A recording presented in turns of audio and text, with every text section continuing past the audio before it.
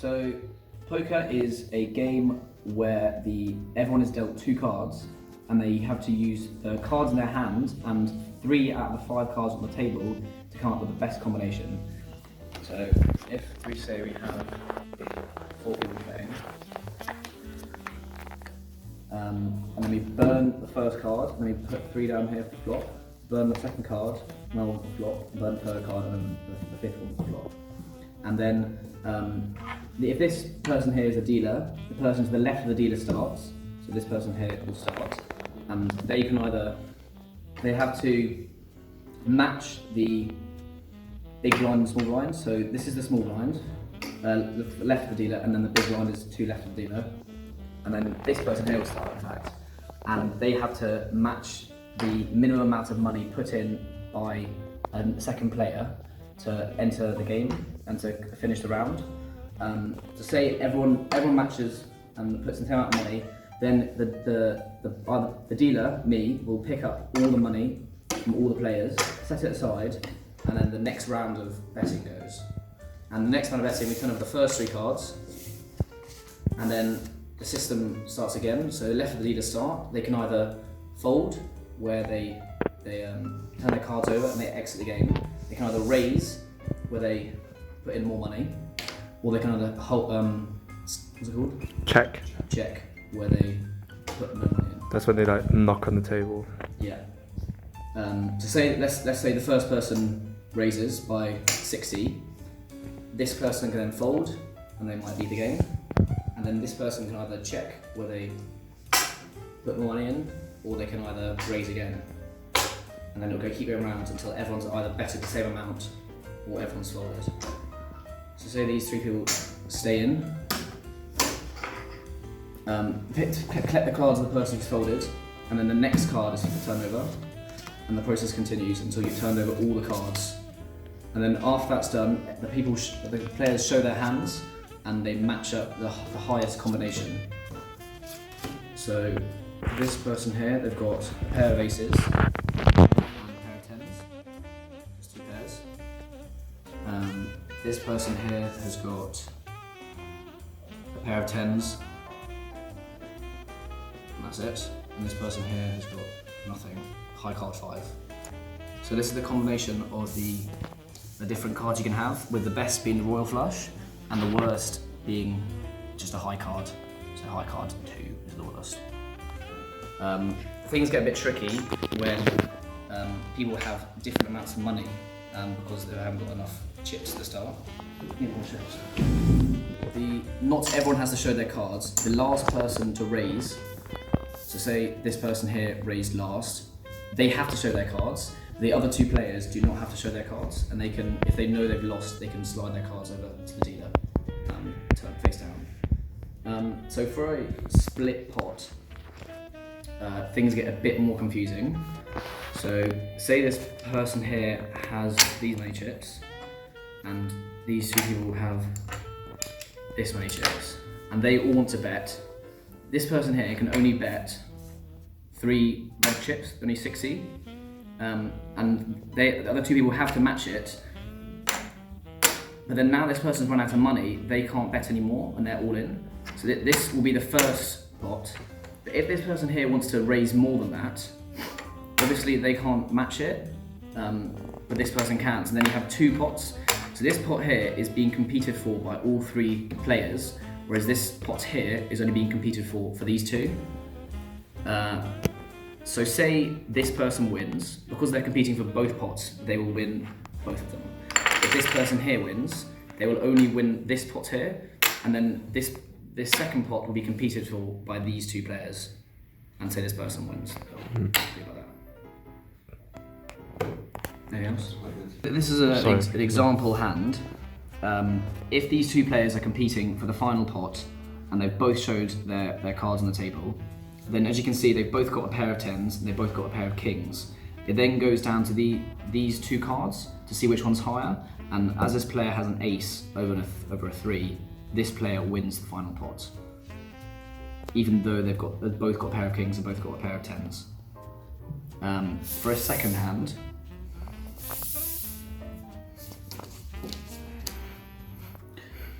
Is this still 1, 2? No, you can just swap that, and then that's right. For a second hand, these two people both have a pair of 10s, and then they've got a high card king, and then ace and 7.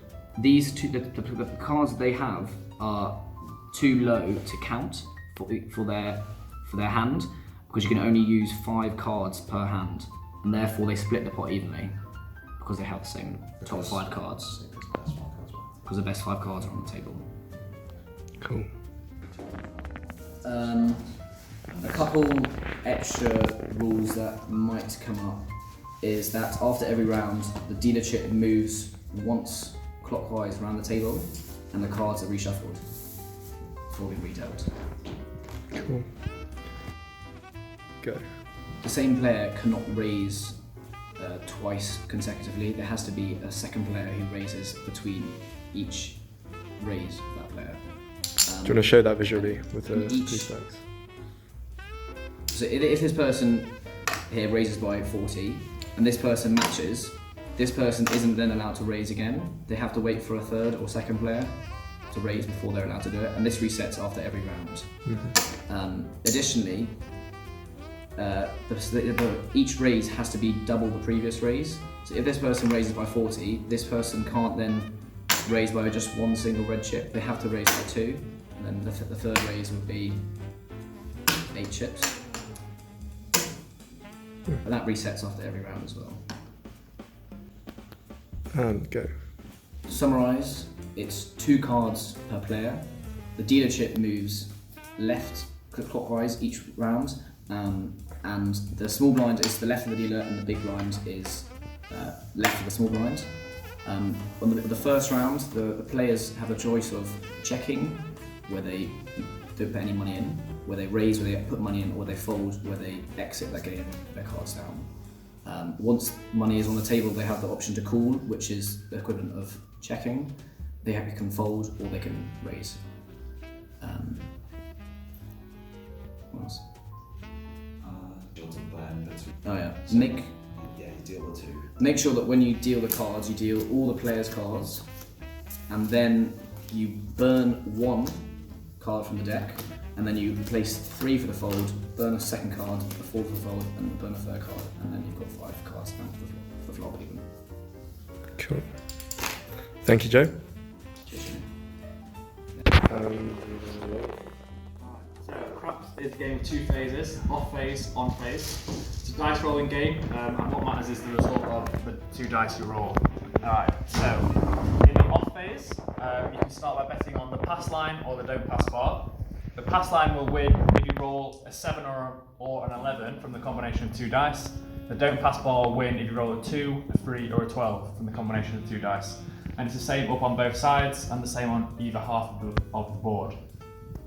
So what will happen in the first stage of the game, once you've explained the rules, is people will bet on either the pass line or the don't pass bar. Then you'll get the guests to roll the dice. So in this case, a 7 has been rolled. So what you do is the don't pass bar would lose because this wins on 2, 3 or 12, and the pass line will win back 1 to 1 because the 7 was rolled. So they would then take their chips, and then you move on to the next round and people would bet again.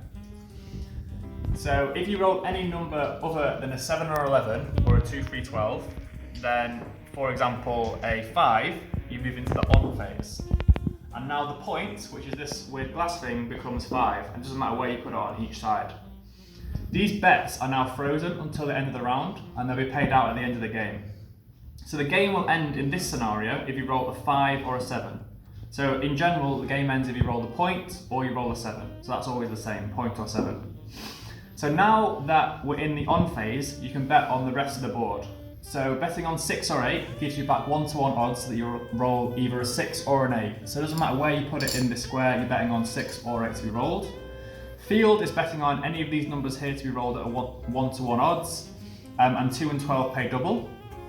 Come is betting on 7 or 11, and don't come is betting on 2, 3 or 12.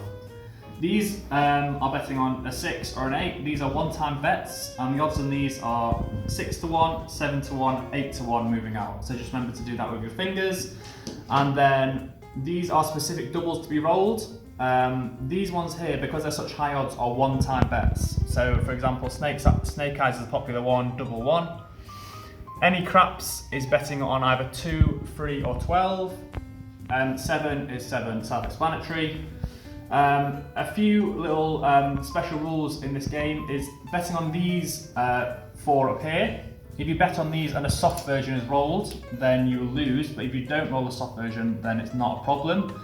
So for example, if we have bets on all 4 of these, if we roll a 4, then all of these 3 bets stay, but because we rolled a soft version of a 4, then the double 2 will actually lose. So that's just a little special rule to remember. Another thing to consider is if you bet on come or don't come, and you lose and don't roll any of those numbers. So if you roll a 9, then anything in the come section will move up to this line here. It doesn't matter where you put it on the line, people just need to remember where their chips are. And the don't come bar will move up to anywhere on the top line. Again, doesn't matter where you put it, just people remember where the chips are. And again, these come into play at the end of the game, and the game ends when you roll a 5 or a 7. So the odds for these is 1 to 1, 2 and 12 get double. This is also 1 to 1. This is a fixed bet. So if you bet here and you roll a 9, as we did last round, that will stay there until the next roll. All these ones up here are fixed bets. So if they lose, then you just take them off. As I said, these are one-time bets. This is a one-time bet, and this is a one-time bet. So once everyone's bet and everyone's been paid out, the game will end if you roll a 5 or a 7. So if we roll a 7, for example, what happens is everything on the game now ends and you move into the off phase. So now you take everything on the board that's not won. So 6 and 8 would now lose in this scenario because the 7's been rolled. You'll take all these doubles here because they've lost. Anything on here would lose as well. Anything on field would lose. If you had a bet on come, that would win back 1 to 1. And if you had a bet on don't come at this stage, that would be taken away. At the end of the game, you have to remember to pay out 7 on this line, point, 7 point. So in your head, just remember 7 point, 7 point. Because in this scenario, we rolled a 7, we would pay out on the 7 lines, which is this one here, and this one here, and the point lines would lose. So you take these chips, and these chips go back to their people. And then now we're back in the off phase, we can bet on only the pass line and the don't pass bar. Thank you, Johnny. And we are rolling again. Okay, so there's just some slightly niche rules to do with blackjack. If the person here has a hand where they've got 2 of the same cards, such as here with 2 jacks, they can split the hand.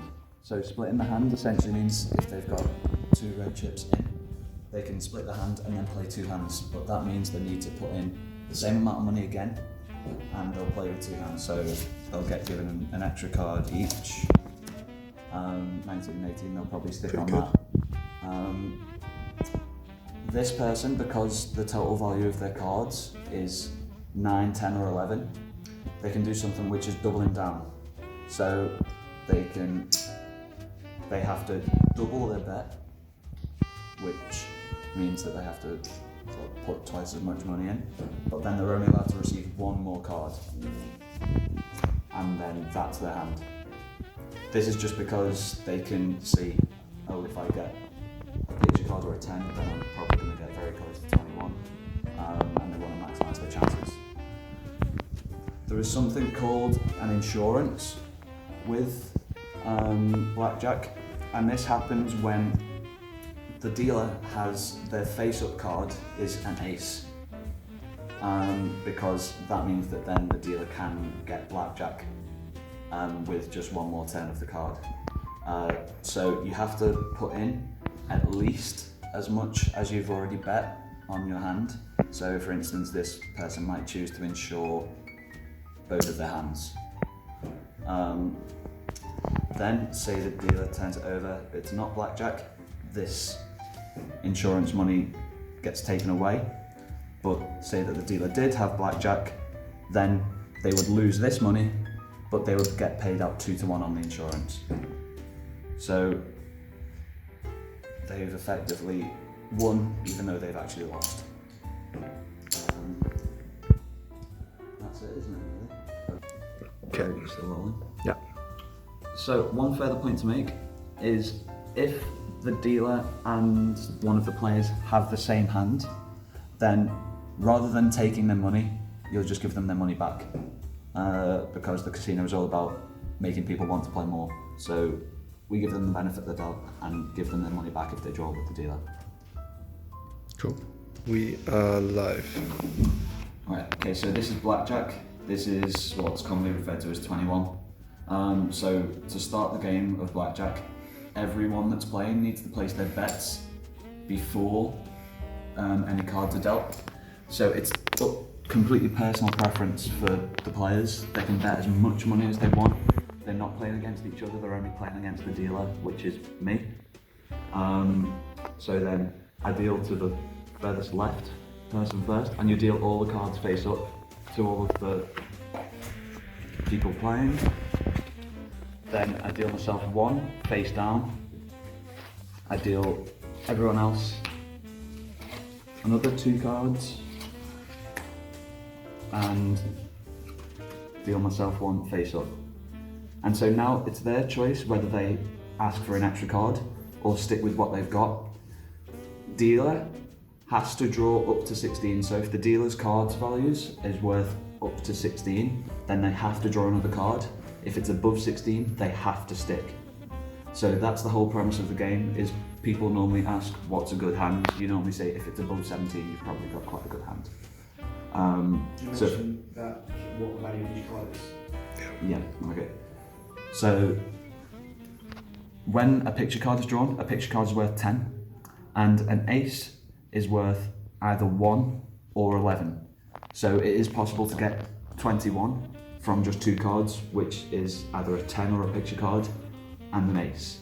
What people normally think is they normally think blackjack means a 10 and an ace, because it still gets to 21, but it has to be a picture card for it to be the so-called blackjack.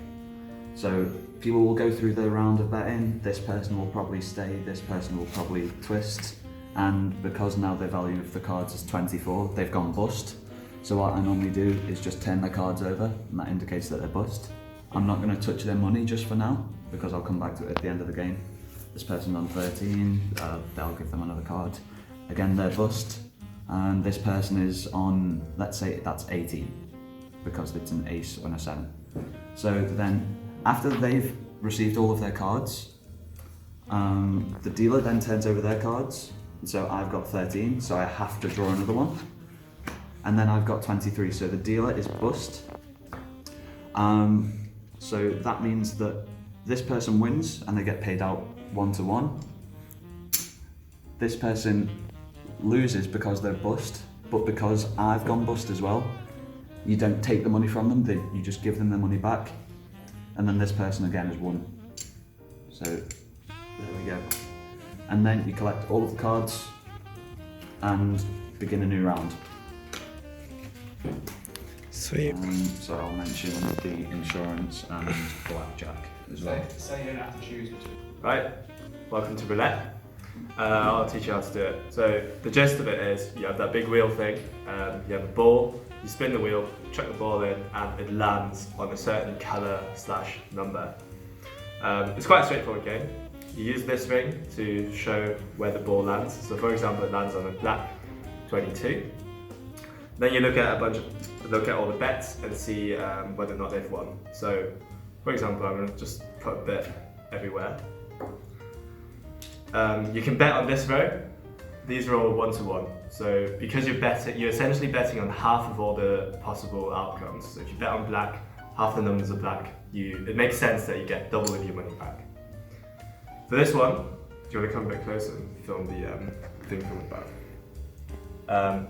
For this one, you're betting on the first 12, so that's all of these numbers. That is 1/3 of all the numbers. So again, it makes sense that you get triple your amount of money.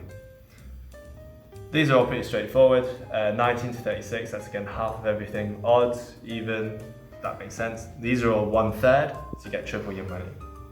Now moving on to this bit is where it gets a bit more involved. You can bet on this whole column of numbers. Again, that's 1/3 of all possible numbers, so if you win, you get 2 more. Say you put 1 in, get triple your money. Now, You can bet on a single number. You can bet on 2 like that. You can bet on 6 at a time. You can also bet on 3 like that. And you can bet on 4 by putting it on the cross. And those are all the possible options. Say it lands on that. So this person who's bet on one singular number has won.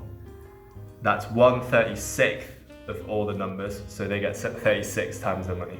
In this case, they put down 1 red, which is 20, so they should get 35 times 20, that's 700.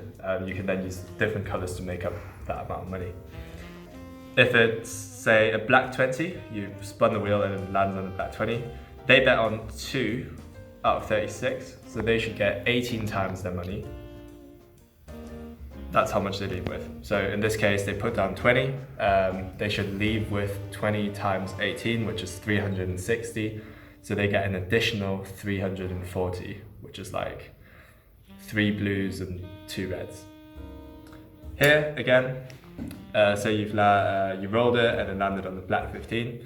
Betted on 4 numbers, 4 over 36, that's a 9th. So you give them, they leave with 9 times their money, you give them 8 times on top of what they've already betted. Apply that logic to 3. 3 out of 36, that's a 12th, so they leave with 12 times their money. And if you bet on 6, they leave with 6 times their money. That's pretty much it. Mention 0. Oh, if it lands on 0, in a normal casino, everyone loses, but because we're Churchill Casino, we're nice and we want to see everyone happy. If it's on 0, everyone gets double their money. Like that, and everyone wins. So yeah, people can't bet on 0. There's no point, because if it lands on 0, you win anyway. I thought you could bet on 0. If they do bet on 0, it's just 36. Oh, okay, good. Well, if they do bet on 0, which they can, and it lands on 0, it's just, you treat it like any other number and they get 36 times their money.